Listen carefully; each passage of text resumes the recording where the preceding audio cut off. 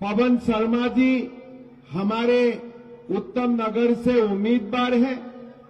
पवन शर्मा जी से आप लोगों का तो संबंध बहुत बढ़िया है ही, लेकिन असम में भी, असम का लोगों से भी पवन शर्मा जी का बहुत अच्छा संबंध है। मेरा जब हमारे जो 21 सन में असम में चुनाव हुए थे, बीजेपी का दूसरा बार सरकार बने थे, वो समय पवन शर्मा जी ने असम का हर गांव में प्रवास किए थे और हमारे सरकार आने में एक बहुत बड़ा भूमिका उन्होंने अदा किए थे। मैं इसीलिए आप लोग तो पवन शर्मा जी को वोट देगा तो कंफर्म है, लेकिन मेरा कार्यकर्ता असम में मैं जब सुबह बोले थे कि पवन शर्मा जी का चुनाव क्षेत्र में जाऊंगा, तो मेरा सारे कार्यकर्ता बोल रहे थे कि मां कामाख्या का आशीर्वाद है, पवन शर्मा जी जीतेगा, उसमें हमारे कोई संदेह नहीं है। भाई और बहनों, दिल्ली में चुनाव है। प्रधानमंत्री मोदी जी ने ये आपदा वाला सरकार को विदा करने के लिए आप लोग सबको आह्वान किया है। हम दिल्ली का सरकार का बारे में वोट देना चाहिए, नहीं देना चाहिए, केजरीवाल को क्या करना चाहिए, नहीं करना चाहिए, आप सब लोगों को मालूम है। लेकिन मेरा एक अपना अनुभव मैं बताता हूं। आज से 4 साल पहले अरविंद केजरीवाल जी गुवाहाटी गए थे और गुवाहाटी जाके चिल्ला चिल्ला के बोल रहे थे कि आप लोग दिल्ली में आइए, मोहल्ला क्लिनिक देखिए। तो मेरा लगा भाई ये तो कुछ बहुत बड़े हॉस्पिटल हो गए, देखना चाहिए। तो फिर उन्होंने मोहल्ला क्लिनिक का बारे में वर्णन किया, तो मैं मेरा अधिकारी लोगों को बोला कि देखो अगली बार दिल्ली जाना है तो मोहल्ला क्लिनिक जाना है, कहां बनाया है, थोड़ा आप लोग मुझको थोड़ा इसका एड्रेस वगैरह निकाल के दे दीजिए। तो उन्होंने बोले कि साहब आपका एड्रेस का कोई जरूरत नहीं है। बोले काहे? बोले नहीं, दिल्ली में आप जाएगा तो फुटपाथ में आपको मोहल्ला क्लिनिक मिल जाएगा। हम बोले क्या बात बोल रहे, फुटपाथ में हॉस्पिटल है? बोले हाँ, फुटपाथ में ही हॉस्पिटल है। मेरा थोड़ा दिमाग गड़बड़ी हो गया, अरे फुटपाथ में भी मोहल्ला क्लिनिक, ये क्या हॉस्पिटल है? मैं बोला वहां क्या होते हैं? कोई न्यूरो सर्जरी होते हैं, कोई सिजारियन सेक्शन होते हैं, कोई सीटी स्कैन होते हैं, कोई एमआरआई होते हैं। बोले साहब उसमें वहां कुछ नहीं होते हैं। बोले ये तो सिल्ला सिल्ला के बोल रहे थे। बोले नहीं, वहां में 1-2 डॉक्टर होते हैं जो दिन में देखना है वो देख लेता है, 2 बजे तक बंद हो जाते हैं दुकान। तो मैंने बोला आप लोगों ने झूठ बोला होगा, इतना बड़ा आदमी है, कुछ तो जरूर होगा। तो मैंने अगले बार दिल्ली आए, मैंने मोहल्ला क्लिनिक देने का कोशिश किए थे। तो वो क्लिनिक देखने का बाद मैं आप लोगों को इतना ही बोल सकता हूं कि उन्होंने जो एक पूरा दुनिया में झूठ का एक बाजार खुल चुका है ना, ये झूठ शायद केजरीवाल जी झूठ बोलने वाला व्यक्ति नहीं है, केजरीवाल जी स्वयं झूठ का एक मशीन ही बन चुका है। और जब कुछ मुंह खुलता है वो खाली झूठ ही बोलते हैं, बाकी कुछ नहीं बोलते हैं। आज हमारा प्रदेश एक छोटा प्रदेश है, उत्तर पूर्व में है, एक छोटा प्रदेश है, लेकिन छोटा प्रदेश में भी हम असम जैसा प्रदेश में हम आज आप लोगों का साथ गारंटी से बोल सकता हूं, हमारा सरकार ने 26 मेडिकल कॉलेज बनाया, बराबर मेडिकल कॉलेज बनाया। और एक मेडिकल कॉलेज बनाने के लिए 50 एकड़ भूमि का जरूरत होता है, 600 करोड़ रुपया का, 800 करोड़ रुपया का जरूरत है, वहां में व्यवस्था होते हैं। तो अगली बार मैं एक पेपर में इंटरव्यू दिए कि केजरीवाल जी मैं तो आपका मोहल्ला क्लिनिक देख चुका हूं, अभी आप आके हमारा मेडिकल कॉलेज देखने का कोशिश कीजिए। आज असम जैसा प्रदेश, जो प्रदेश कोई गंटी में भी नहीं होते हैं, कर्नाटक, दिल्ली, महाराष्ट्र सूची में नहीं होते हैं, वो प्रदेश का मुख्यमंत्री आपको आके बोल रहा है, केजरीवाल जी, मैं आपको बोल रहा हूं, आप मोहल्ला क्लिनिक देखने के लिए मुझे दिल्ली मत बताइए, बुलाइए, आप असम आइए मेडिकल कॉलेज देखने के लिए। यही नया भारत है, प्रधानमंत्री जी ने बनाया है। भाइयों और बहनों, आज आप देख सकते हो, हमें मोहल्ला क्लिनिक देखने के लिए उन्होंने बुलाया, लेकिन जो चीज देखने के लिए हमें बुलाना चाहिए, वो चीज देखने के लिए वो नहीं बुलाया। तो कौन सा चीज देखने के लिए मुझे बुलाना चाहिए था, बोलिए, कौन सा चीज?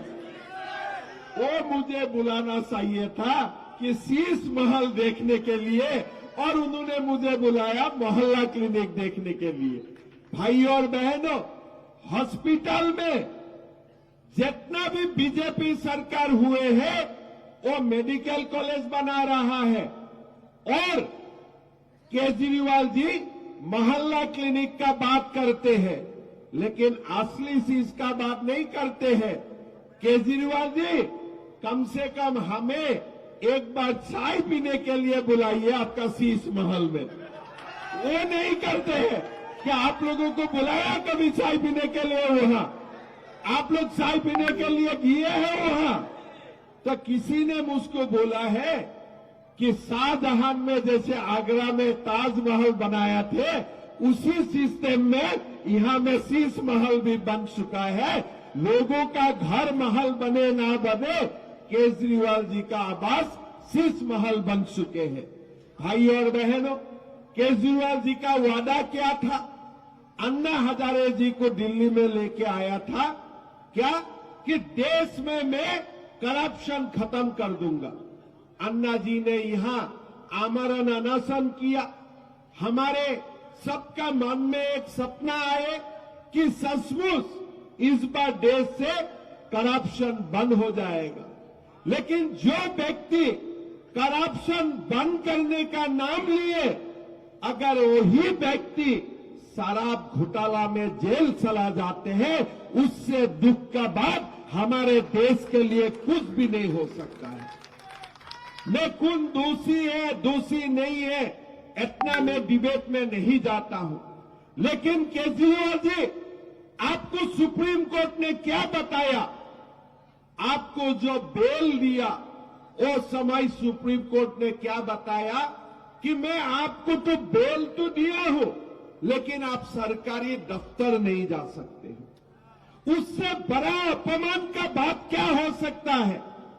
आप अगर कोई कोर्ट आपको बेल देते हैं और बेल देने का बात बोलते हैं कि आपको तो मैं जमानत दिया हूं, लेकिन आप अपना घर नहीं जा सकते, मतलब क्या है? मतलब सुप्रीम कोर्ट का भी मालूम थे कि अगर ये व्यक्ति जमानत मिलने का बाद अपना दफ्तर जाएगा, वो दफ्तर में बैठ के और दूसरा सड़क घोटाला करेगा, एक काफी नहीं है, और 2-3 सड़क घोटाला कर देंगे। इसीलिए भारत का इतिहास में पहला बार हमारा देश में ऐसा बेल का ऑर्डर हुआ, ऐसे जमानत का ऑर्डर हुए कि आपको तो मैं जमानत दे दिया हूं, लेकिन आप अपना दफ्तर में भी नहीं जा सकते। भाई साहब, आप लोग खुद सोचिए, क्या केजरीवाल थे? उनका घर में महिला संसद को पीटा जाते हैं, उनका घर में महिला संसद को पीटा जाते हैं, और कौन सा घोटाला में आप अरेस्ट होते हैं? शराब घोटाला में आप अरेस्ट होते हैं, और दिल्ली में आप आके बोलते हैं कि मैं शिक्षा के लिए काम करता हूं, मैं स्वास्थ्य के लिए काम करता हूं।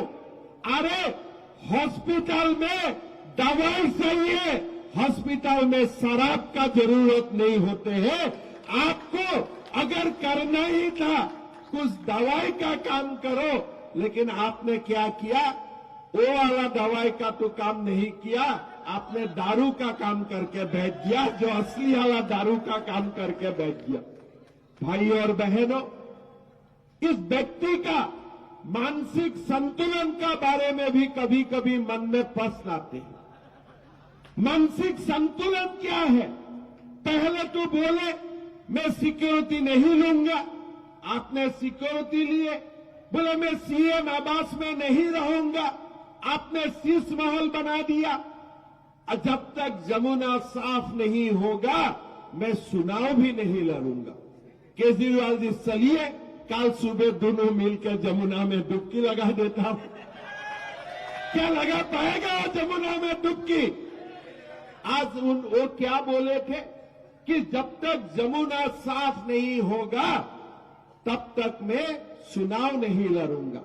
लेकिन क्या आज जमुना में डुबकी लगाने का स्थिति है? क्या जमुना का पानी पीने का स्थिति में है? आप वो जमुना का नाम नहीं लेते हैं। उनको मालूम है, लोग पूछेगा कि आप तो बोले थे कि जमुना का जब तक पानी साफ नहीं होगे तब तक मैं चुनाव नहीं लड़ूंगा। इसीलिए उन्होंने नया स्टोरी क्या स्टार्ट कर दिया कि हरियाणा सरकार, हरियाणा का लोगों ने दिल्ली का पानी को पॉइजन करने का काम किया है। अरे पागल होगा, पागल होगा। एक हरियाणा में अगर बड़ा भाई है, वही परिवार का छोटा भाई दिल्ली में है कि नहीं? आप लोग बोलिए, है कि नहीं? आप लोग बोलिए। अगर हरियाणा में पिता है, दिल्ली में बेटा नौकरी कर रहा है कि नहीं रहा है? बोलो। केजरीवाल जी का जन्म कहां हुए थे? जो अपना जन्मभूमि का बारे में इतना खराब बोल सकते हैं, उसके लिए आप और मेरा क्या वैल्यू है, आप खुद सोचिए।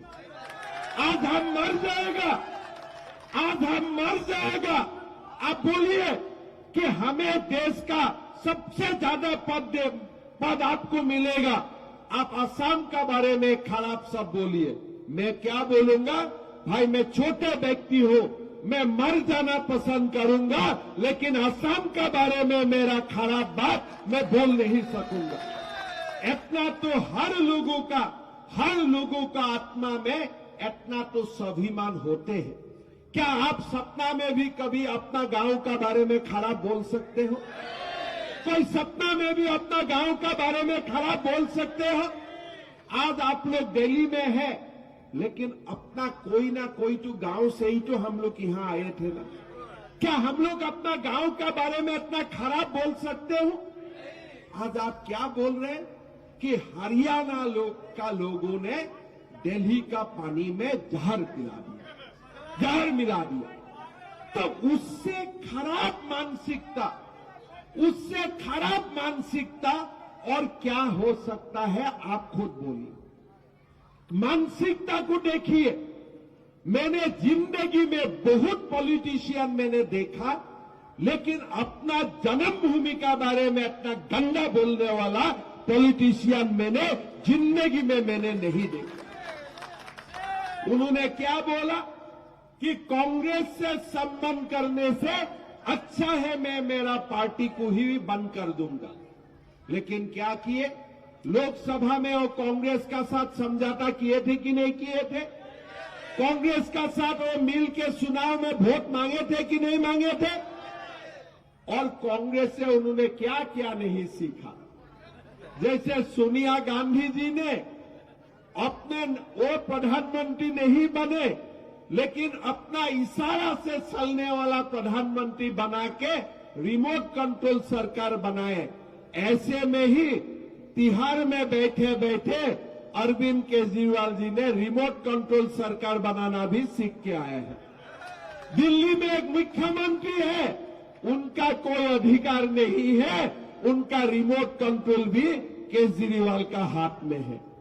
तो किसी ने पूछा मुझे कि ये सब कहां से सीख के आए हैं? मैं बोला स्कूल और कॉलेज में तो जरूर नहीं सीखे थे। अगर कहीं सीखे हैं तो तिहाड़ में बैठ के ही सीखा होगा, और कहां सीखने के लिए मौका मिलेगा। भाई और बहनों, केजरीवाल का सरकार देश का नेशनल कैपिटल में ये हमारा देश के लिए बदनाम है। आज आप देखिए, हमारा असम में जाके बोले थे कि हम दिल्ली में ऐसा रास्ता बना दिया, ऐसा रास्ता बना दिया। अभी मैं उत्तम नगर सभा के लिए आ रहा था तो मेरा पीएस मुझको बोल रहे थे कि सर गुवाहाटी का तो रास्ता इससे अच्छा है। तो कम से कम हमारा प्रदेश में, हमारा कैपिटल में ऐसा तो नहीं हो सकता है। कभी कभी असम का लोग मुझको पूछते हैं कि दिल्ली में तो बहुत काम हुए हैं। मैं बोला कहाँ गए थे दिल्ली में आप लोग? बोला हमने किया था नेहरू प्लेनेटोरियम देखे, राष्ट्रपति भवन देखे। मैं बोला असली अगर दिल्ली को देखना है आप दिल्ली का जोगी झोपड़ी में आइए, दिल्ली का हालत देखिए, तब आप जाके बोलेगा कौन सा दिल्ली में हम रह रहे हैं। भाई और बहनों, कितना तक जा सकते हैं? आज प्रधानमंत्री नरेंद्र मोदी जी ने हमारे इलाज के लिए 5 लाख रुपया सालाना व्यवस्था किया। इतना इजी व्यवस्था है। घर में कार्ड होते हैं, कहीं जाने का जरूरत नहीं होते हैं। अब सीधा हॉस्पिटल में जाओ, कार्ड दिखाओ और आपको 5 लाख रुपया तक सालाना इलाज मुफ्त में मिल जाएगा। आज अरविंद केजरीवाल जी को उसमें भी समस्या है। भाई दिल्ली का लोग तो अपना ही लोग है। आपने कुछ स्कीम दिया है, ठीक है, मैं आपत्ति नहीं करता हूं, लेकिन अगर आपने 2 लाख रुपया दिए हैं और मोदी जी भी 5 लाख रुपया दे रहा है, आपका समस्या कहां में है? 7 लाख रुपया होगा, अच्छा से इलाज होगा। मोदी तो ये नहीं बोल रहे ना कि प्रधानमंत्री आयुष्मान भारत कार्ड आपने दिल्ली में लागू करो और आप केंद्र सरकार को आप इसके लिए आपको कुछ पैसा भी देना पड़ेगा। ये तो नहीं बोल रहे।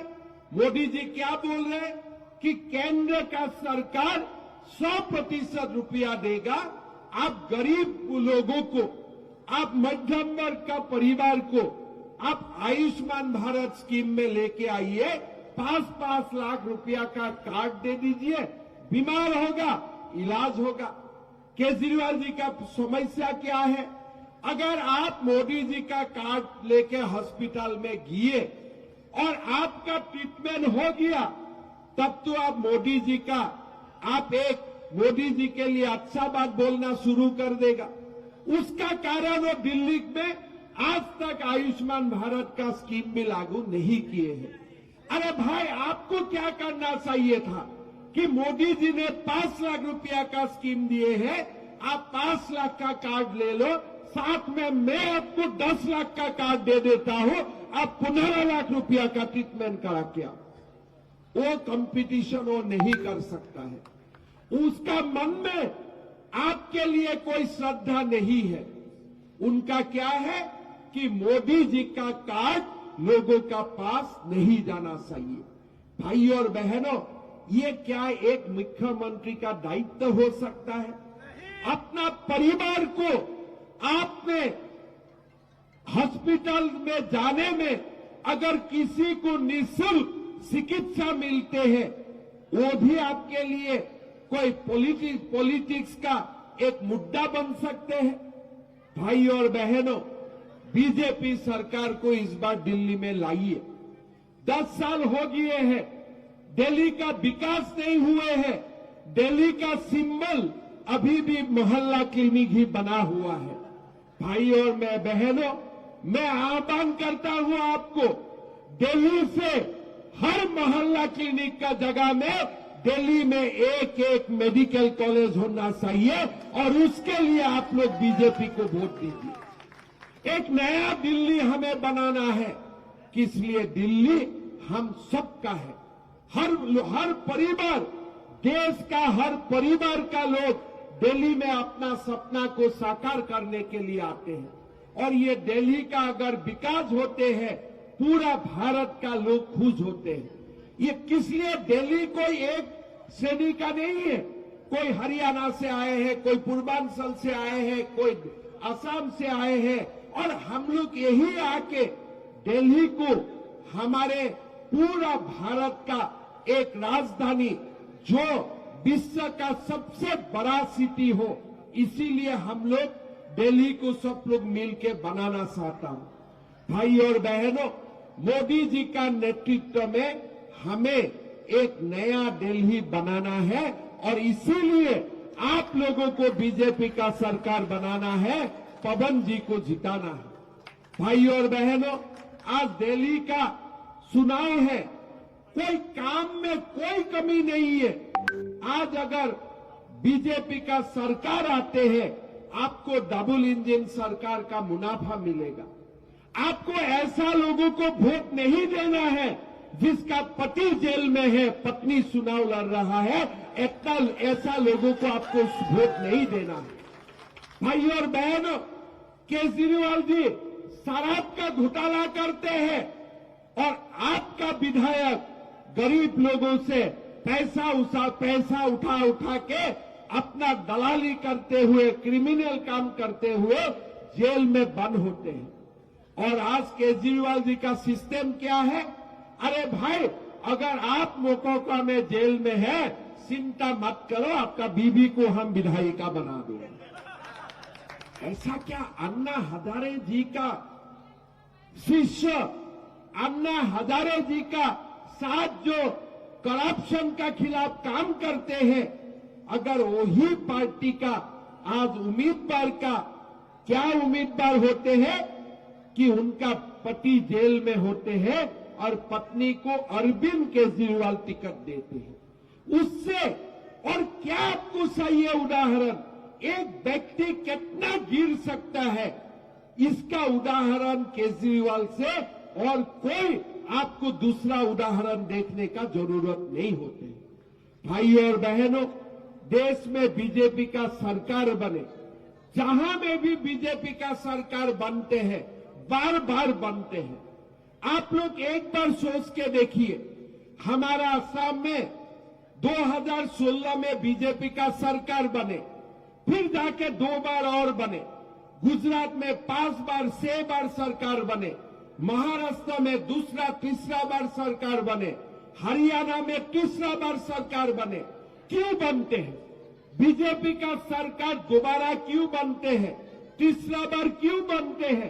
कारण बीजेपी एक गुड गवर्नेंस, सुशासन का एक मॉडल निर्माण करता है, इसीलिए वही प्रदेश का लोग बार बार बीजेपी को वोट देते हैं। बीजेपी का हिस्ट्री क्या है?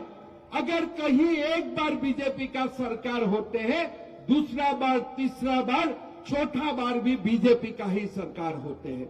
क्यों होते हैं? इसलिए चुनाव का समय हम जो भी बोलते हैं, हम करके दिखाता हूं। हमारा असम में पहला बार सरकार आए, छोटे प्रदेश है, हमने वादा किया था कि हर माताओं का बैंक अकाउंट में हम 1250 रुपया हर महीना देने का काम करूंगा। ये वादा मैंने कब किया था? 2019 सन में। तब लोगों ने पूछा थे, भाई ये कैसे हो सकता है? हमने करके दिखाया। पवन जी जाके खुद देख के आए, असम का 40 लाख माताओं का बैंक अकाउंट में हर महीना 1250 रुपया जाते हैं। केजरीवाल जी क्या बोले थे कि हम माताओं का बैंक अकाउंट में 1000 रुपया डालने का काम करेगा। किसी को मिला है 1000 रुपया? किसी को मिले हैं? आज मोदी जी ने अपना दिल बड़ा करके बोले हैं कि अगर बीजेपी का सरकार बनेगा, हर माताओं का खाता में 2500 रुपया प्रति महीना आना शुरू हो जाए। जब मोदी गारंटी देते हैं, वो गारंटी पूरी होने का भी गारंटी होते हैं। ये मोदी जी का गारंटी है। और मोदी जी जब बोलते हैं कि हम हर कॉलोनी को रेगुलराइज करेगा, मतलब मान के लीजिए, मतलब रेगुलराइज हो चुका है, खाता में पैसा आ चुका है। भाइयों और बहनों, आज दिल्ली का चुनाव में बीजेपी सरकार ने बोला है, बीजेपी ने बोले हैं कि हम 500 रुपया में गैस का सिलेंडर देने का काम करूंगा। हमारा सरकार आएगा तो हम आयुष्मान भारत योजना दिल्ली में शुरू करूंगा। और बुजुर्ग के लिए 5 लाख नहीं 10 लाख रुपया का हर साल हम बीमा का व्यवस्था करूंगा। आज जब मोदी जी ये बात बोलते हैं तब आप एक बात निश्चित हो जाइए कि ये काम मोदी जी ने कहीं करके भी दिखाया है। आज हमारा असम में 60 लाख फैमिली को हर साल 5 लाख रुपया का आयुष्मान भारत का कवच मिला हुआ है। और मैं विश्वास करता हूं जब दिल्ली में ये बोला गया है कि 7 साल का ऊपर का हमारे जो सीनियर सिटीजन होगा उनको 5 लाख नहीं, वो सारे हमारा जो पिता है, हमारा जो सीनियर सिटीजन है, सब लोगों को हम 10 लाख रुपया का सालाना मेडिकल इंश्योरेंस देने का काम करूंगा। जब मोदी जी बोलते हैं उसमें कोई संदेह करने का कुछ नहीं रहता है। जब मोदी जी बोलते हैं मतलब वो 100% होने का भी गारंटी साथ में ही होते हैं। आज 10 लाख रुपया का मेडिकल कवरेज देने का साथ साथ मोदी जी ने क्या बोले हैं कि हम वृद्धावस्था का जो पेंशन है इसको भी 2000 से 2500 करूंगा, और जो 2500 है वो 2500 को भी 70 साल से ऊपर वरिष्ठ नागरिकों के लिए हम 3000 रुपया करने का हम काम करेगा। जब मोदी जी ने भी ये बोल दिया है मतलब सरकार उधर शपथ लेगा और इधर हमारा काम भी शुरू हो जाएगा, उसमें कोई देर नहीं होते। भाई और बहनों, आज हमारा दिल्ली का युवाओं के लिए नौकरी का व्यवस्था नहीं है। आज हमारे छोटे छोटे प्रदेश में बीजेपी सरकार आने का बाद लोगों को नौकरी मिल रहा है, बिना रिश्वत आज लोगों को नौकरी मिल रहा है। लेकिन हमारा दिल्ली में ऐसा कुछ नहीं हो रहा है। आज दिल्ली में ना नया उद्योग आ रहा है, ना हमारा यहाँ में कोई सरकारी नौकरी भी है, कुछ नहीं है। आज ये सरकार का लोग जो है एक दिन बाहर रहता है, दूसरा दिन जेल रहता है। तो आप कैसे वो सरकार चलेगा? किस लिए? उनका आदत ही ऐसा है। आप देखिए उनका सरकार कैसा है, विधायक भी रंगदारी करने में उतर पड़ता है।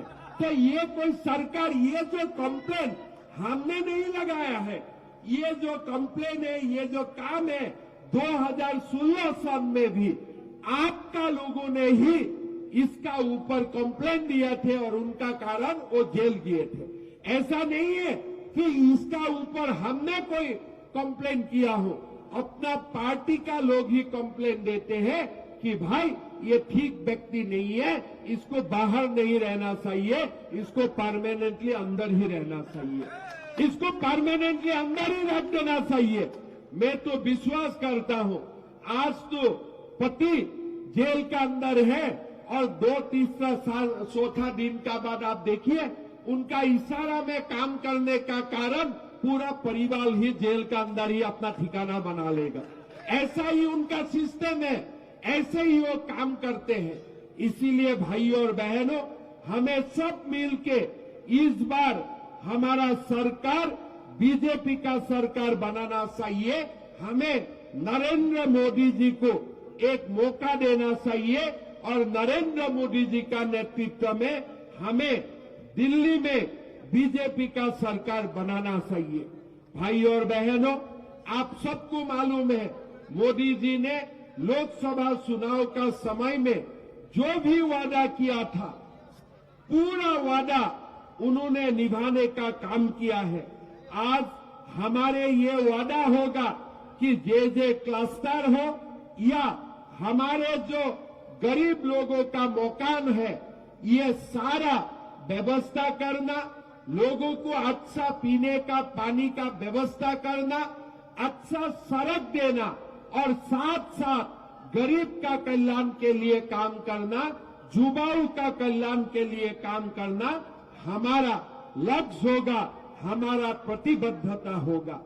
आज मोदी जी ने ये वादा किया है कि जो भी अनाधिकृत कॉलोनी है, जो भी नाम हो, सबको रेगुलराइज करने का भी जिम्मेदारी प्रधानमंत्री मोदी जी ने खुद लिए है। और मैं आपको विश्वास दिलाता हूं, मोदी जी ऐसे नहीं बोलते हैं, कोई वोट के लिए उन्होंने वादा नहीं करते हैं। जब मोदी जी का दिल में कुछ आते हैं कि ये देश के लिए अच्छा है, ये गरीबों के लिए अच्छा है, तब जाके मोदी जी बोलना शुरू करता है। दिल्ली में जो भी अनऑथराइज कॉलोनी है, ये अनऑथराइज कॉलोनीज को रेगुलराइज करने के लिए मोदी जी ने जब बोला है, ये मोदी जी बीजेपी के लिए नहीं बोला है, ये मोदी जी का अंतरात्मा बोल रहा है और वो काम मोदी जी करके दिखाएगा। मैं ये भी आपको गारंटी का साथ बोल सकता हूं। भाई और बहनों, आज मोदी जी ने जो भी वादा किया है, हर जगह में ये वादा निभा के दिखाया है। इसीलिए भाई और बहनों, जब मोदी जी बोलते हैं कि हमारा दिल्ली में जो भी गर्भवती मां होगा उनको 21,000 रुपया देने का काम करूंगा, जब मोदी जी बोलते हैं अनऑथराइज कॉलोनीज को रेगुलराइज करने का काम करूंगा, जब मोदी जी बोलते हैं आंगनबाड़ी वर्कर्स को 12,000 रुपया तक देने का काम करेगा, जब मोदी जी बोलते हैं कि वरिष्ठ नागरिकों के लिए 10 लाख रुपया तक हेल्थ इंश्योरेंस देने का काम करेगा, जब मोदी जी बोलते हैं कि दिल्ली में नया 7 मेडिकल कॉलेज का निर्माण करेगा, मतलब ये काम जरूर मोदी जी ने करेगा, उसमें कोई संदेह का बात नहीं है। ये 100% होने का गारंटी है। आज मोदी जी ने बोले हैं कि दिल्ली में केजी से पीजी तक सरकारी शिक्षा का जो भी खर्चा है, ये मुफ्त में किया जाएगा। मतलब आज हमारा बेटा बेटियों को शिक्षा के लिए अपना पिता माता का ऊपर बोझ बनने का जरूरत नहीं है। मुफ्त में हम केजी से पीजी तक पढ़वाने का काम करूंगा। आज हम असम एक छोटा प्रदेश है, अभी मोदी जी का नेतृत्व में हम लोग एक स्कीम ले रहा हो, केजी से पीजी तक असम में एडमिशन तो फ्री है ही है, लेकिन जो हमारे +2 पढ़ता है, ग्रेजुएशन पढ़ता है, पोस्ट ग्रेजुएशन पढ़ता है, सारे हम बेटियों को अगर मैट्रिक पास करके 11-12 पढ़ता है, हर महीना उनको हम लोग 1,000 रुपया बैंक का खाता में डालता हूं। अगर ग्रेजुएशन पढ़ते हैं, उनको 1250 रुपया हम लोग उनका खाता में हर महीना का 10 तारीख हम लोग डालता हूं। अगर पीजी पढ़ता है तो उनका खाता में हम लोग 2,500 रुपया हर महीना डालने का काम करता हूं। मतलब मोदी जी ने ऐसा नहीं बोला है जो बात बीजेपी का सरकार ने नहीं किया है।